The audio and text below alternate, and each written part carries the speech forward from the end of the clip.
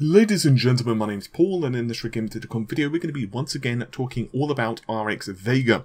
So there's going to be two sides to this particular video. The first is news that AMD's Vega mining performance has shot up drastically thanks to new drivers. Now, how much is drastically? Well, 2 or even 3 times the performance is the rumour currently. Then we're going to touch on yesterday's story, once again, the RX Vega 56 actually outpacing the GTX 1070. Well, outpacing is an understatement to say the least. In fact, if you really examine the results, it's actually more akin to a GTX 1080, which naturally brings a lot of questions to the table of the Vega 64. Now, yes, once again, I did tackle that yesterday, but a number of people have asked me my opinions on this, and, you know, a few other updates have popped up, so I figured we can kind of go more of an in-depth analysis than what I had time for yesterday. So, let's begin with the Vega mining performance. So there are a couple of sources for this. One is videocards.com, and another is the retailers Overclockers UK. In fact, one of the staff members, he goes on the forum as a Gibbo, has explained that he's actually rather concerned of people getting, well, Vegas if you're a gamer. According to him, his full name, by the way, is Andrew Gibson. He suggested that the Vega GPU hash rate is between 70 and 100 MHz. Now, consider this. The RX 58 can hit around 25 to just under 30, and the Thai GTX 1080 hits around 32. 30. Now, obviously, that's pretty damn impressive, but obviously Vega ruffle stomps them. Now, this is where things get a little bit interesting, because accordingly, Gibbo is rather concerned that basically Vegas are just going to get snatched up by miners, and that's pretty much it. You're just not going to get a look in, because obviously miners will probably buy 2 or 3 or whatever they can get their hands on of these cards, because they just feel that they can get the money back. Because after all, if you're paying, for example, $400 for the Vega 56, then you can make a pretty good return on investment. So, what are Overclockers UK doing here? Well, accordingly, they're going to be pricing the cards at £1,000. I just want to repeat, pounds, not US dollars. Obviously, this is a UK retailer. Now, there is a voucher that will be posted, but it's only on their gamers forum. And if you put that that voucher in, it basically returns the price back to, I guess, RRP, maybe with a slight markup. Obviously, that doesn't necessarily stop miners from jumping in, but there is another thing. They're also making it so that you can only have 1 card per person. Of course, that doesn't necessarily preclude miners. After all, I'm sure that miners are going to have forums, and they're probably going to know what to do in terms of the voucher. And after all, if you really wanted to, you could get your friend Bob and your, sister Mary, if you really wanted to put the orders in for you. After all, they can't say, hey, well, this one's going to, London, and this one is going to another part of London. Well, that looks a bit suspicious. You can't really do that. Honestly, if you're a miner, you're probably going to wait. You're not going to buy high volumes of them on a hearsay rumour, because ultimately, if you're investing several $100s into a graphics card, and it doesn't really perform as advertised, you're going to be pretty pissed. So I imagine it's possible it might not get milked on launch, but a day or so after. So let's say you're a gamer and you're waiting for the results, and let's say you're a miner and you're waiting for results. That's where things could get a bit more complicated. And supposedly some of the Frontier Edition cards have also started to go up in price. I believe it was Newegg have raised them like $150. So just be aware of this. Now, the other question, of course, which needs to be brought once again back up, is the performance of Vega when it comes to gaming. So yesterday I tackled a rumour that Tweaktown were publicising that accordingly their results, according to their sources, the sources' results are basically saying that the RX 56 stomps the GTX 1070. So the logical question is this possible? Well, there are a couple of things. I'm going to quickly go back over the results that they managed to grab with their particular card. So, some of the results were up to 30%, some not quite so much, but for example, Battlefield 1, the GTX 1070 in their particular test rig got 81 frames a second, the Vega 56, 95 frames a second, Civilization 6, 74 frames a second compared to 85 frames a second, Call of Duty 86 versus 99, and finally Doom 78 versus 101 frames per second. So, first things first, is this roughly within the realms of performance for the GTX 1070? In other words, was the 1070 being misrepresented? No, it's roughly on par with what you'd get. Obviously, different setups equals different levels of performance. You can go to Tech Power Up, you can go to AnandTech, or pretty much any different website, and assuming they're running at the same settings, then, you know, you're going to get the frame rate margin of error difference. So, you know, 2, 3, 4, 5 frames a second, maybe 6 at very high frame rates of like 100 plus. And once again, the normal caveats of different driver revisions and stuff like that.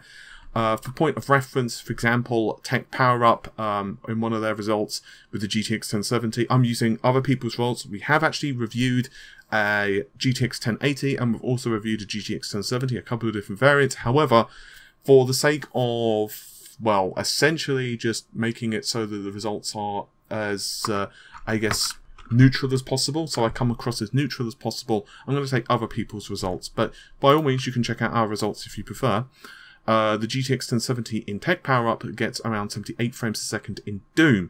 Comparatively, you could get around 900 frames per second in with a GTX 1080. So, first things first, that obviously is in the past. We discussed this yesterday. So what are my thoughts on this? Well, it's very difficult because really there are several different conclusions that one can draw. The first is that there isn't much difference in performance between the 56 and the 64. Now obviously I don't have these cards testing them and to tell you this conclusively, but there are certainly other GPUs in AMD's lineup and NVIDIA's lineup, but I'm going to focus of course on AMD in this video, which do tell us that there is a history that this has happened before. For example, if one was to take a look at the R9 290X versus the original 290. Now, I'll once again use a couple of other people's results. We did actually review back in the day the 390 as well as the 290X, but we never reviewed like the 390X and also the vanilla R9 290. So I'm going to snag a few other people's results and credit to them, of course. For example, in Battlefield 3, obviously this is going back a bit, it's a couple of years now, Battlefield 3, you're looking at the 290X getting 63 frames a second, or let's call it 64 versus 60 frames a second. On the other hand, Bioshock Infinite, essentially the frame rates at 1440p are almost identical. You're looking at 62 frames a second versus 60 frames a second. What about something more taxing? What about, you know, can it run Crysis? What about Crysis Warhead? Well, enthusiast settings, 4x MSAA. Once again, AnandTech managed to get 53 frames a second with the 290, and actually the 290X actually was slightly slower, 52.5 frames a second. What about performance? Like, what's going on here? Is there no difference? Perhaps just higher clock speeds, right? No. There was actually a distinct difference. It has 2816 versus 2560 stream processors. Boost clock is 1000 MHz versus 947 MHz, and 176 versus 160 TMUs. Memory bandwidth was definitely a thing with the 200 series graphics cards, but let's continue. Let's give it the benefit of the doubt. Let's go to something a little bit more modern. I'll use Eurogamer here. A 470 versus a 480. We'll use both as 4 GB cards. What's the difference? Basically identical. Yes, of course, the 480 does win by a few frames a second here and there, depending on the game. For example, Witcher 3, you're looking at 60 versus 58. Or in the case of, let's say, Far Cry Primal, 57 versus 50, just under 55. What about cranking things up? Maybe it's CPU limited. No, not at all. Pretty much identical in terms of the gulf between them. Rise of the Tomb Raider, 43 frames a second versus 45 frames a second. I'll link these in the video description if you want to peruse their results. The Witcher, 42 frames a second versus 43. Yes, I'm rounding things up, but let's face it, when you're talking about 0.1 frames a second, it's not even within the margin of error. It's within the margin of sneezing. So why am I bringing up these results? Well, it's basically to show that AMD, along with other manufacturers, I just want to clarify that, have a history of putting out two cards which essentially are identical. Yes, on paper, the faster bandwidth, or sorry, the faster memory of the RX Vega 64, or, you know, the fact it has, well, more shaders and obviously slightly higher clock speeds would, in theory, put it above the 56, but that doesn't necessarily bear itself out. There could be a couple of reasons for that. Obviously, I'm doing speculation here because, once again, I don't have the cards in my possession to test them. And even if I did, you know, some questions just probably won't be answered because, well, we'll have to wait a couple of months for subsequent driver revisions. But one reason is that all of the shaders aren't being fully utilized. In other words, the driver itself perhaps isn't properly allocating resources across the graphics card. So it's possible that there might be clusters, compute units, which are basically doing nothing for very short periods of time. Therefore, because you're not getting 100% GPU utilization, that could be an issue. I doubt that's the thing, but I'm saying it's technically possible, but I really doubt it. The other possibility is that, well, this one's pretty obvious. The 56 is just better at maintaining a higher boost clock. So, for example, if it's got 100 megahertz higher on average, or 50 megahertz on average, then it's possible that it's just quite simply, you know, not winning against the 64, but it's quite close against the 64. So maybe the specifications on paper would give you the impression that there's a larger gap than real-world performance. Another possibility, and obviously I'm just telling you what I can think of offhand, the other rumour is these results are just rubbish. That's pretty simple. Now, I'm not accusing Tweaktown of anything, because, well, you know, I'm not going to do that, but it's possible that their source was just wrong. It's that possible. Or that they're misrepresenting the facts, which obviously I'm not accusing anyone. I'm just telling you what the possibilities could be. So let's assume they are rubbish. It's just, you know, that simple. They are just, you know, their source was wrong, or their results were hinky. Perhaps, you know, they were using, you know, faulty drivers, or perhaps they just accidentally chose incorrect resolution for benching. Whatever the case, I don't know. But I'm just obviously telling you what the possibilities could be. Another possibility, and the other obvious one, AMD have drastically improved their drivers and performance has increased in kind. This, in theory, may also explain some of the mining results. Perhaps it's something to do with, you know, the compute and the allocation of GPU resources. Maybe they've just simply tweaked something, or perhaps enabled something. Perhaps the GPU now is much better able to run at higher clock frequencies. That was something that AMD supposedly were working on. They were working to, you know, keep the GPU turboing. I'm sorry, not turboing, boosting at higher clock frequencies and have those be more consistent.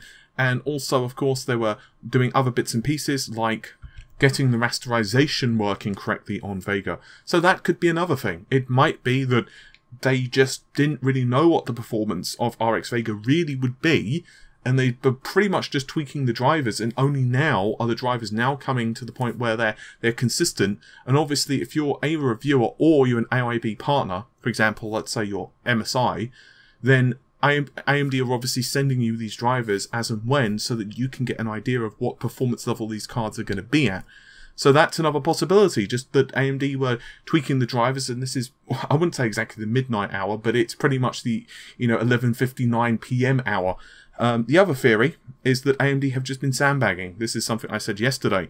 Pretty simple. Nvidia can't counter them, and the way, of course, Nvidia would counter them, well, there's a couple of ways. One is release a new product, but I don't think they're going to just suddenly rush out a Pascal refresh. I think we'd have heard, yes, we've heard rumours that they're doing that, but I think we'd have the rumours to the point where we'd have leaked results by now, a lot of leaked results. I don't think they're ready to just release them.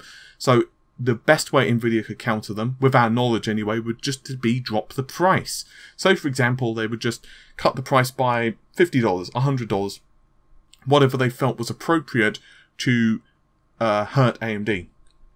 Now, obviously, if AMD have been sandbagging and just been like, yeah, we're roughly on par with you in Nvidia, you know, we're happy to trade blows, and then suddenly they release the cards and the reviewers are like, holy shit, this thing is actually outperforming things by a substantial margin, then Nvidia have to then, of course, counter. But AMD, by that point, have already racked up the sales and have racked up a lot of goodwill with reviewers, and these things are things that people remember. It's like people have a very...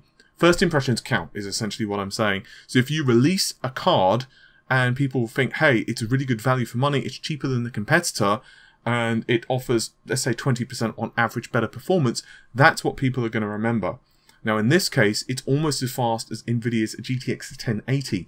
So does that mean that we can assume the RX 64, Vega 64, is going to beat the 1080 by a sound margin, perhaps even encroach on the TI, the Ti?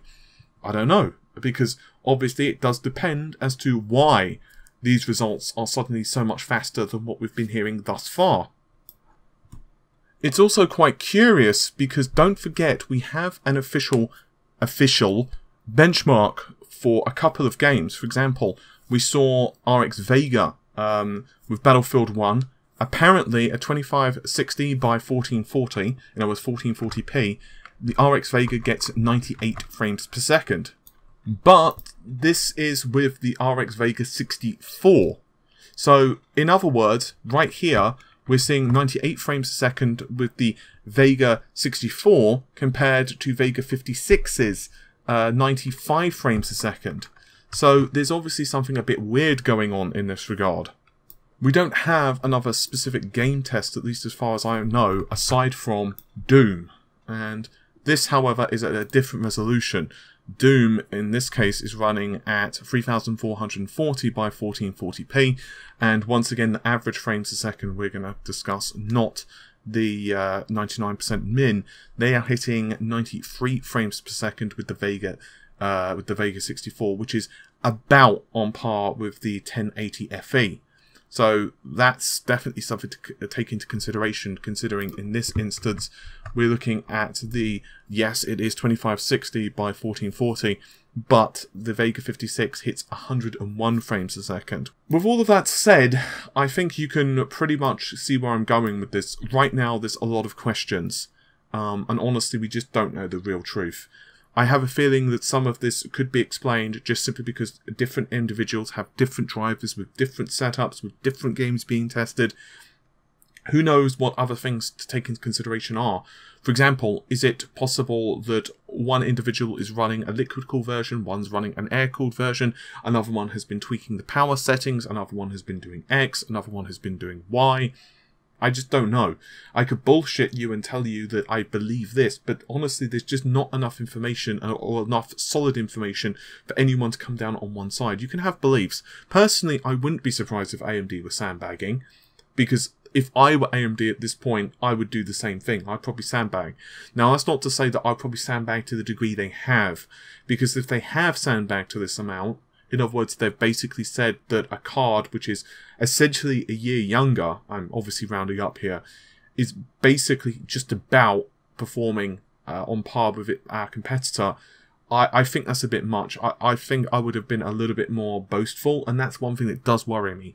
Generally, you would assume that AMD would be a bit more boastful about this, but who knows? Because, to be fair to AMD, there's already so much hype, so much excitement around Vega.